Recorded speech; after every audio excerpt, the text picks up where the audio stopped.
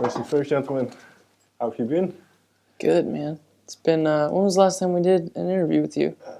Lowlands, maybe? Lowlands? You're playing again this year, aren't you? Yeah. Yeah, we are. So that's the So that would have been, third what, time? 15? Something like that. 2015? Yeah. 16? Maybe something, yeah, Yeah. something like that. Yeah, it's been a while. Time flies, huh? Yeah. Yeah. So where I want to start with is, well, kind of since I've met you, since I've last spoken to you, there have been a lot of developments. And along the lines of a couple of songs, I want to talk about certain things. So I want to start with Chlorine, which I suppose is about creativity. When, and for both of you, when did you realize that you couldn't live or couldn't kind of go on without creativity? When did that become a prominent part of your life?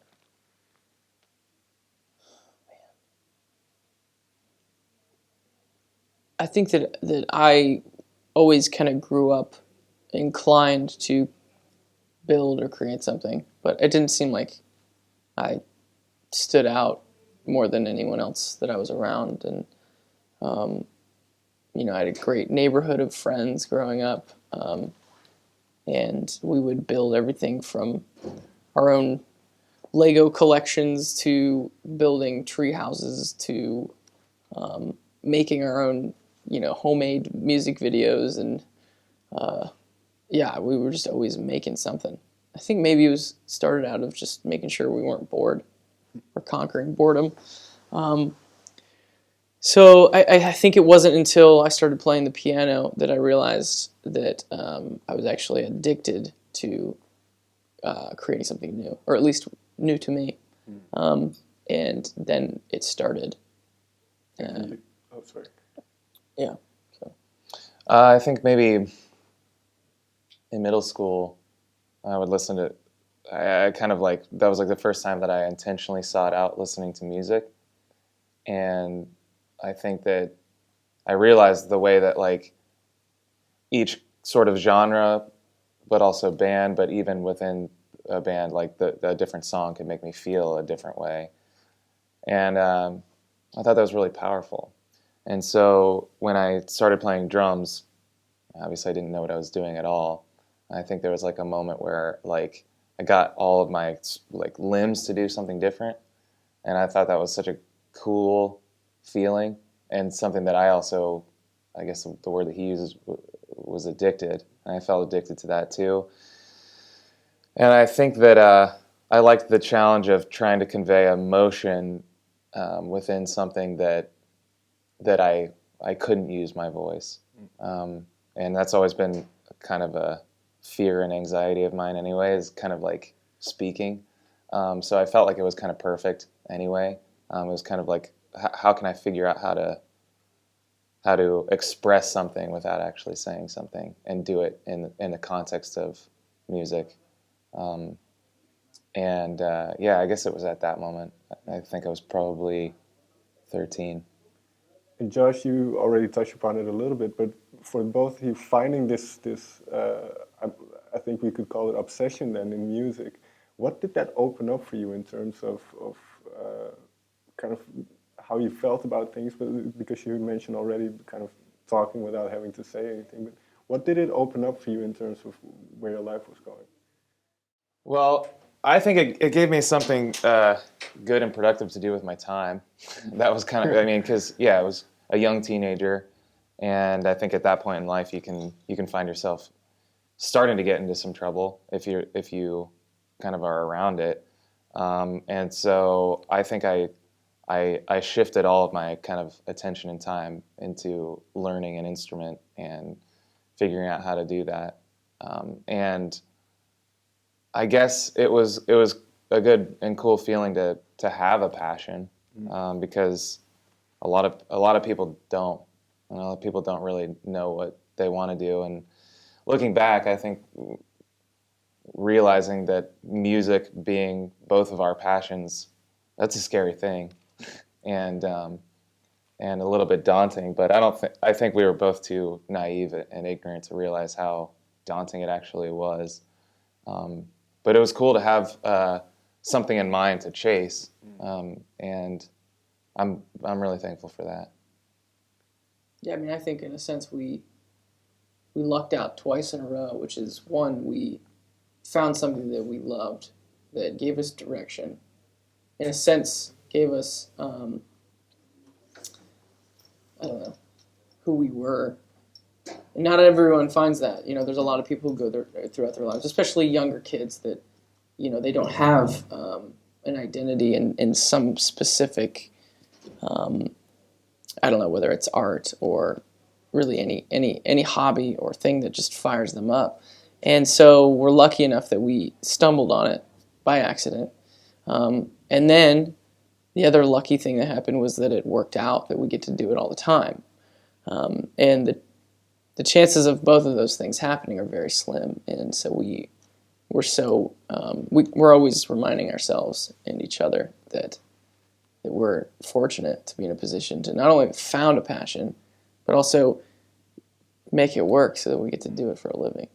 And Josh, you mentioned the word daunting. So, and going to some of the lyrics in Chlorine, then because it went well, and because you're able to do this for a living, it also brings other factors with it. And one of the lines I wrote down is, "The letter's terrible in flavor, but now you double as a papermaker." Mm-hmm. So, did the passion sort of shift over time, or It didn't shift as much as it just it grew to be multifaceted, where it was such a gigantic thing that there were aspects of what we do that it is a job.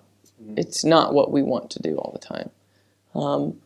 And especially this last record, Trench, the idea of writing music, there were some days that I wake up and I didn't want to, but I did anyway, because I needed to, because it's what I'm supposed to do.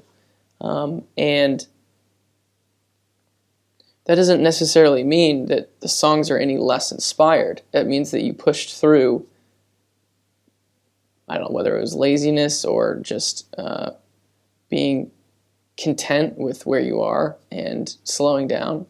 You push through that, and songwriting doesn't have to be always super inspired. You can treat it as a skill that you just need to hone in and get better at, even if you don't feel like doing it at the time. And when I was writing Chlorine, I guess in a way I was struggling with this idea of there's certain aspects of writing songs and being in a band and touring that, sometimes I don't want to do them.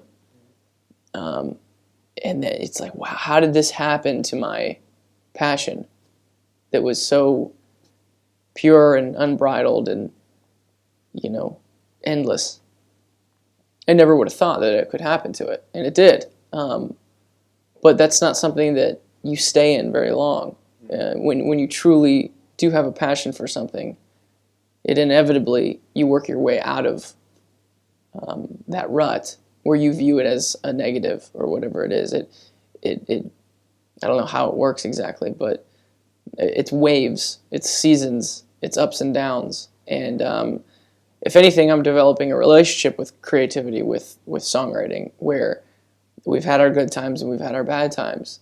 And I think that it makes the good times that much better, and it makes the inspiration that much stronger when you've wrestled with that chord progression that many times, when you've wrestled with getting the snare to sound just right, and it gets to the point where you don't love that you're working on songs anymore. You're mad that you can't get it right. But then when it does land and you do get that melody to course through that progression the right way and get that feeling just right and capturing exactly what you hear in your head just right, that's when it all comes back to you, like, this is why I do what I do. And you just have to work through it to get there sometimes. And maybe this is wrong, but the hype then talks about certain aspects of discipline and determination. So is this kind of what you need to push through those moments? Yeah, I think the hype is also talking about the reminder that you don't need to listen to everyone. I think that there is a culture around specifically a recording studio where songs are written, where the belief is the more people you put into the room, the better the artwork, the better the song. And in a sense, not that I don't believe in collaboration, but I believe that the left and the right turn inside of songwriting is such a fragile decision that multiple influences and multiple people in the same room can absolutely influence the wrong direction. When you work with 9 people on a specific song in a direction, and you say, well, is this where the middle 8 should be, and how it should feel? Is this the bridge? And persons number 1, 2, and 3 get really excited about that idea, and then 4, 5, and 6 come around to it, and then 7, 8, and 9 make it happen, and then realize, oh, they were right.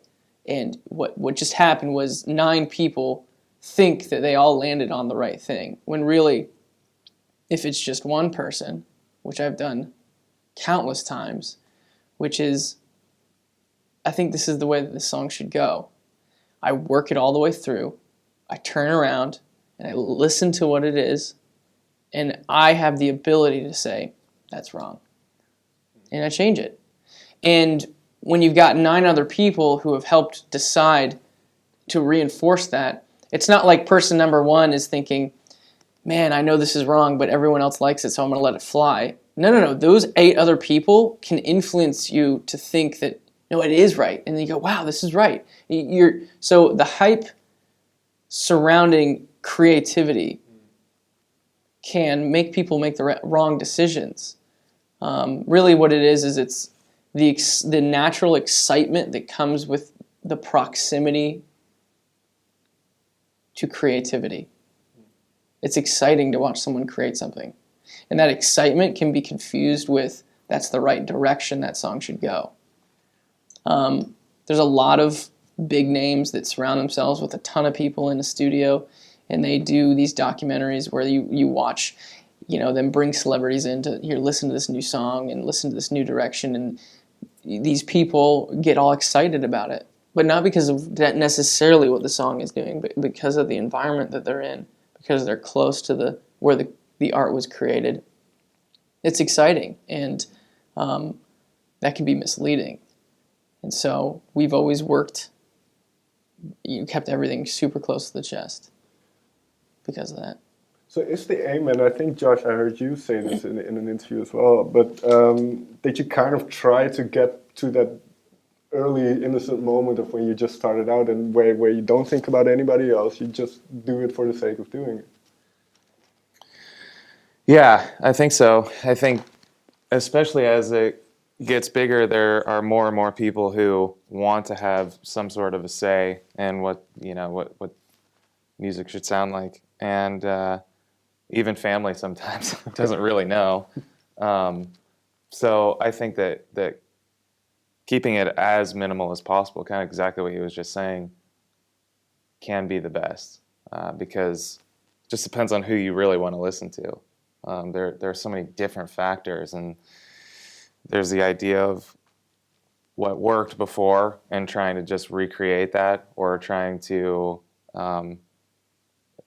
make it like a bigger or better version of that, or to just continue on creating and trying to just get better and continue a story and an idea that happened a long time ago, and try and stay on that trajectory of like really being who we are. I mean that's important to me, and I think things naturally art changes over time as we both get older and learn things, but yeah, I think keeping things minimal is important.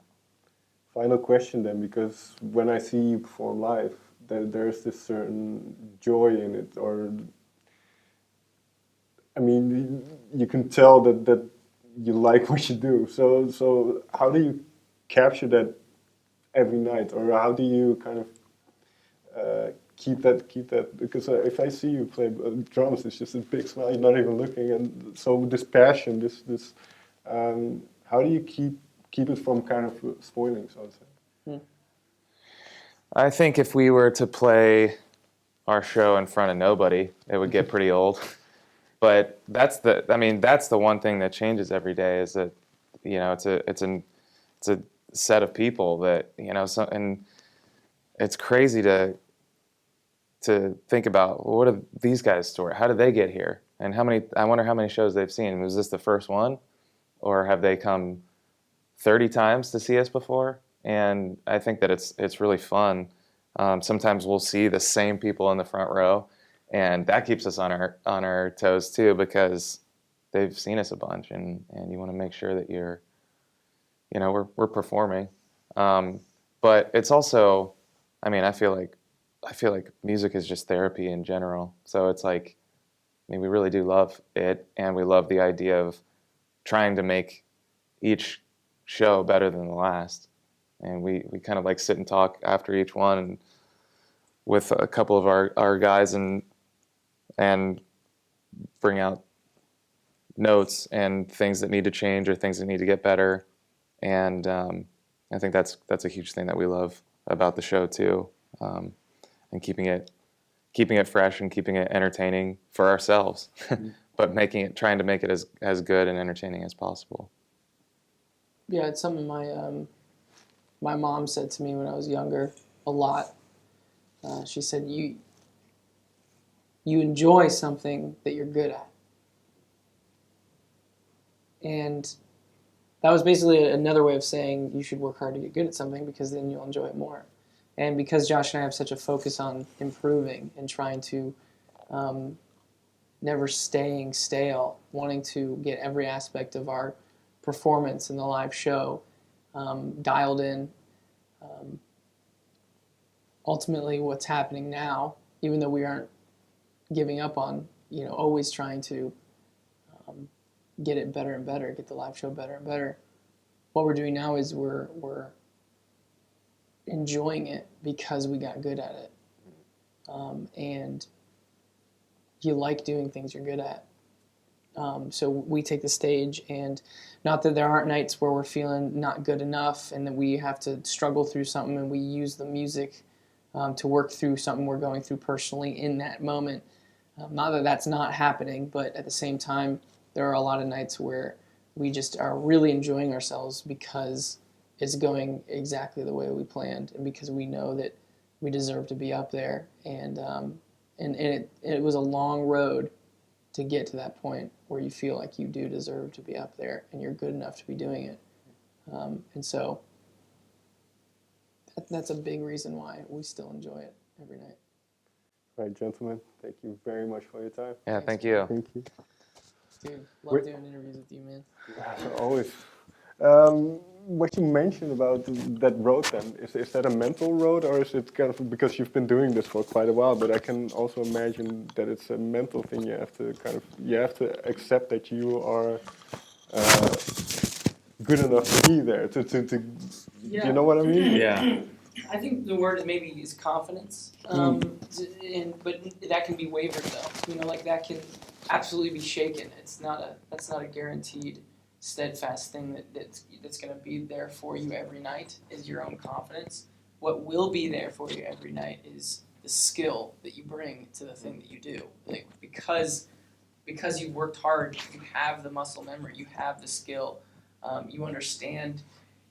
When to take a breath and when to, scream. And you understand that you can do this thing in between these hits, between these drum heads. It's like there's just so much of learning about what we do every night that that's something we can rest in all the time. That's something that we can just know will show up every night, no matter what we're working through mentally, which is huge. Mm-hmm. Fair enough. Yeah. All right, man. I didn't say any of that into the mic, so I don't even know if you could hear me. Some ambience on one of these guys. Thank you so much. Yeah, thank Thanks you. again. Good to see you. Thanks again.